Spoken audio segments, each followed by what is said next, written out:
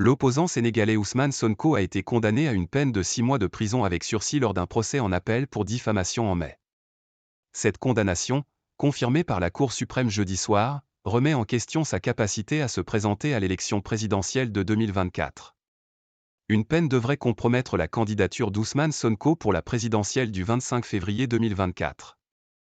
La Cour suprême sénégalaise a confirmé, dans la nuit de jeudi 4 à vendredi 5 janvier, la condamnation de l'opposant à 6 mois de prison avec sursis pour diffamation.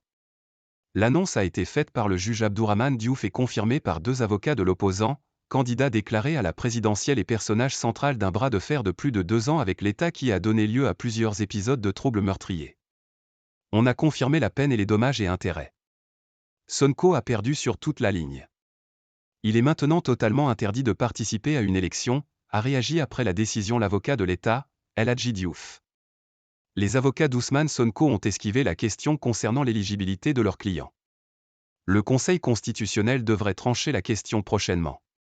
Une peine durcie en appel.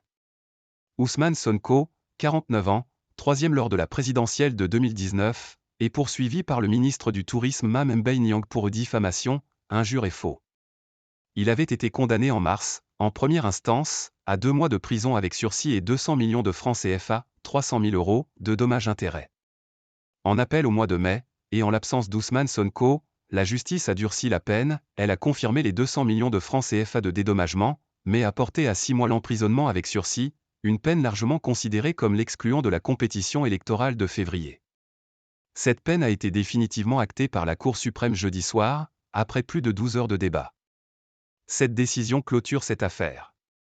Plusieurs plans B de l'opposition.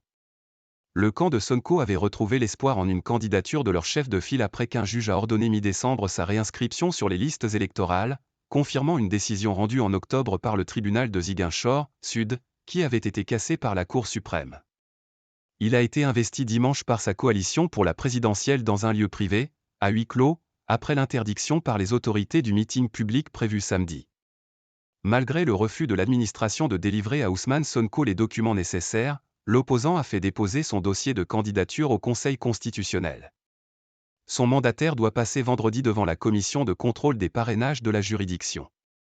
Mercredi, cet organe a validé le dossier d'Habib Sy, un candidat du même bord politique qu'Ousmane Sonko, qui a promis de se désister si le leader de sa formation peut se présenter. Un autre plan B de sa formation dont le dossier a été examiné jeudi, Bassirou Diomaye Faye, doit régulariser sa situation concernant ses parrainages pour participer au scrutin. Cette affaire est une opération de liquidation politique d'un adversaire, avec un chronogramme où on compte les jours pour dire que telle personne ne participera pas à l'élection présidentielle. Monsieur le Président, j'espère que cette commande politique ne passera pas devant vous, avait estimé Maître Massokna Kane, en clôturant la plaidoirie des avocats d'Ousmane Sonko.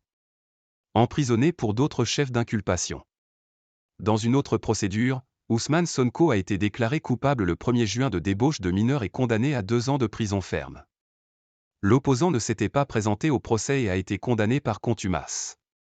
Il est emprisonné depuis fin juillet sous d'autres chefs d'inculpation, dont appel à l'insurrection, et dénonce toutes ces affaires comme des complots visant à l'écarter de l'élection présidentielle.